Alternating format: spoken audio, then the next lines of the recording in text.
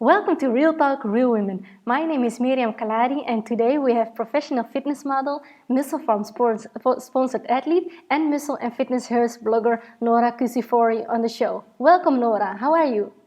Good. Nice to meet you. Such a pleasure to be with you. Thank you so much. You served on the national women's swimming team and baseball team in Finland, where you grew up. Tell us about the time in your life.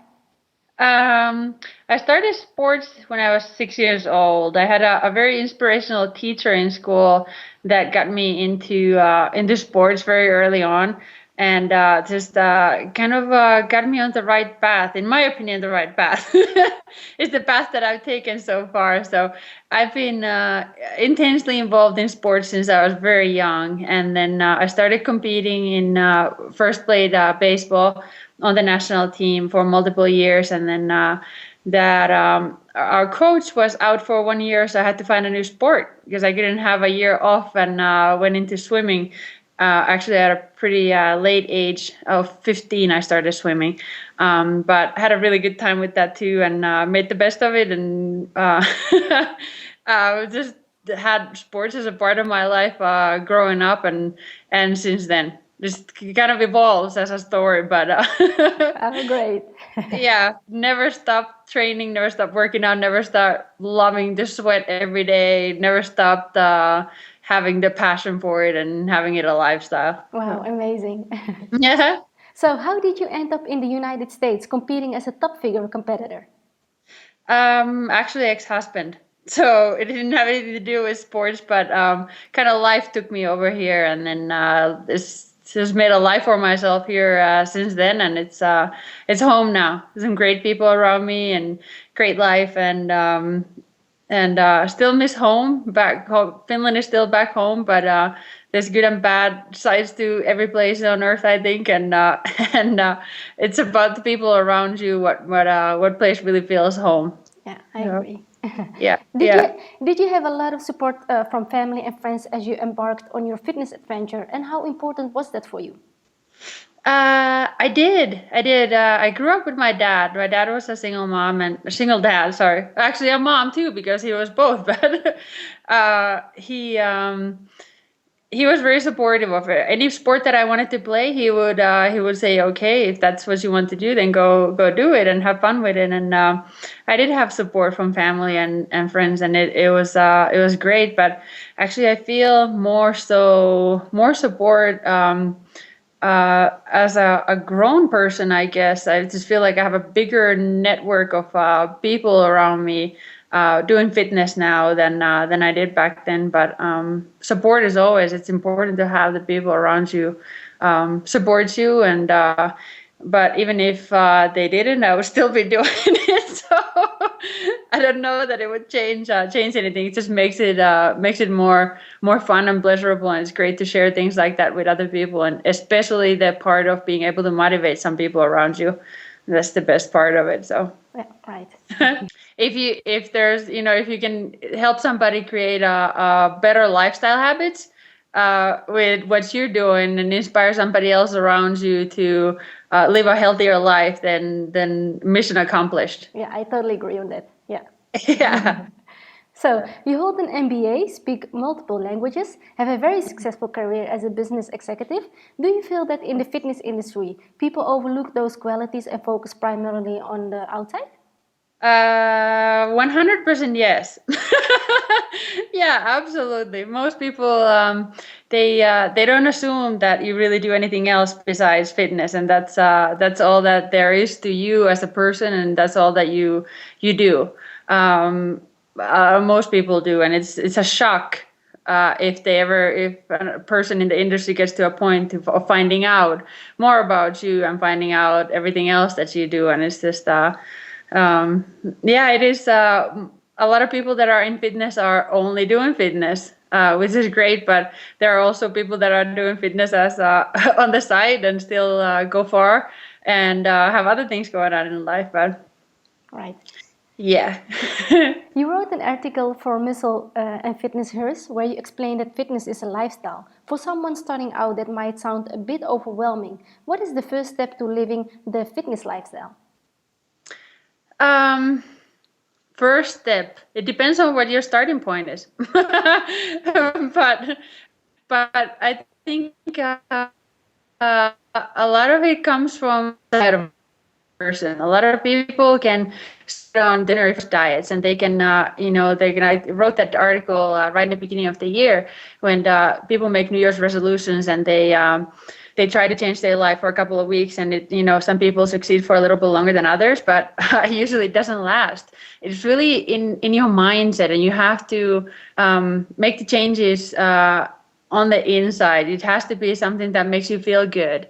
Like once you get far along enough, say just diet changes and eating healthier instead of eating junk food all day long, it makes you feel great.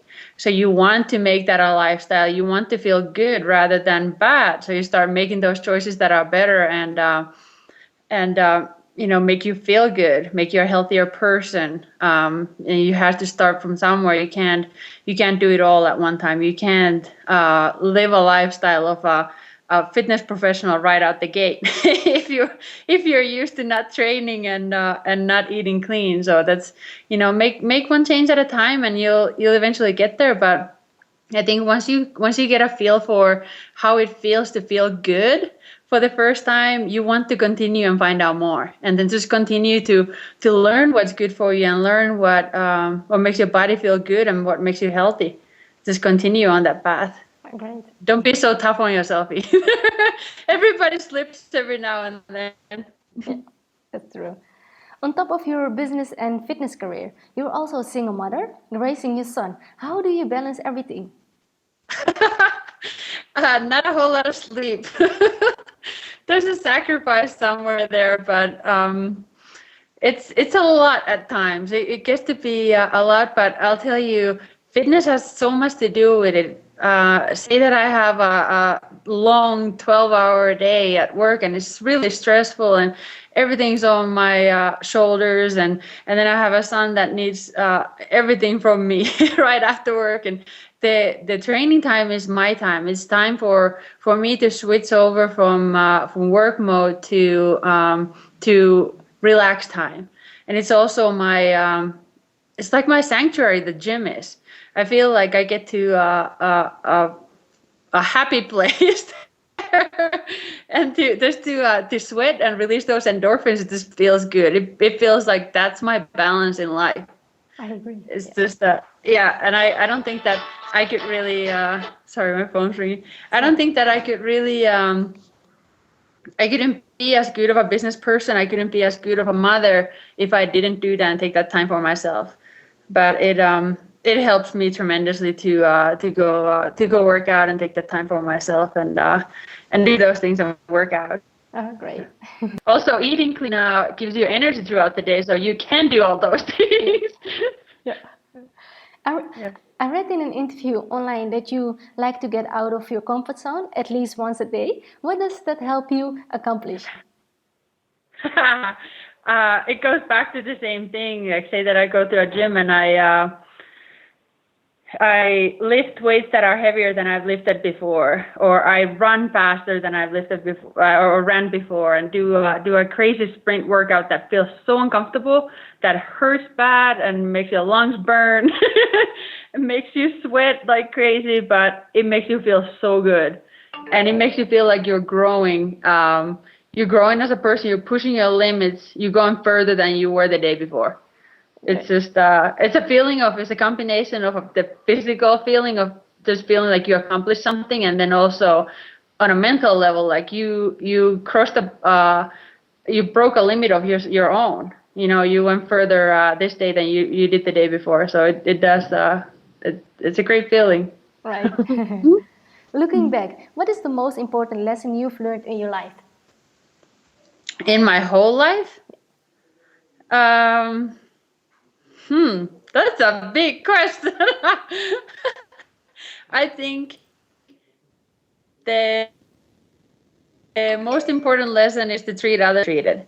That goes for everything. Be kind to others, help others when they need it, and just give back. I feel like I've been a very blessed person on very many levels, and it feels great to be able to give back. And the best feelings are when you get people that come back to you and thank you for inspiring them or motivating them to change their lives and just continuing to pass along the blessings, I think. All right. Yeah. And how important are rest days? And what do you do to unplug and relax? What's a rest day? No, rest is very important. Your muscles need time to recover. Your body needs time to recover. That's probably my worst area right there. It's tough for me to take time off because the especially cardio or going running outside. It's such a stress reliever for me. That's what I use to relieve stress. So on the days that I don't get that and I try to take days off, then I try to focus on other things like family and doing things with my son and going outdoors and doing something fun that we don't normally get to do on a weekday when we're super busy and just the day is packed with other things. But it is important to let your body rest as well, and you can tell the results afterwards because your body thanks you for those days off. And there are times when you go push yourself so hard for such a long time that once you do take a day off, then you wake up with a six-pack and it says, whoa, where did that come from? Like, my body was really asking for that, wasn't it? Yeah. What are some of the things you would like to accomplish this year?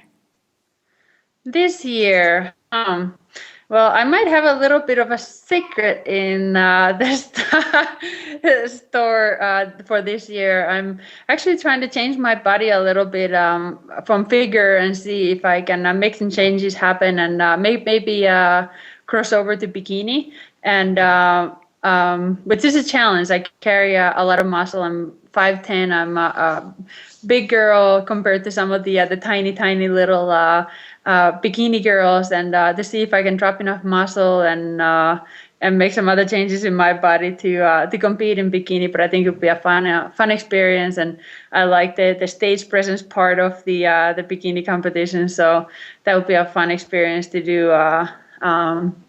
for sure. I'm doing some exciting things for Muscle Farm, my sponsor this year, which will be great, and can't wait to see what's in store there.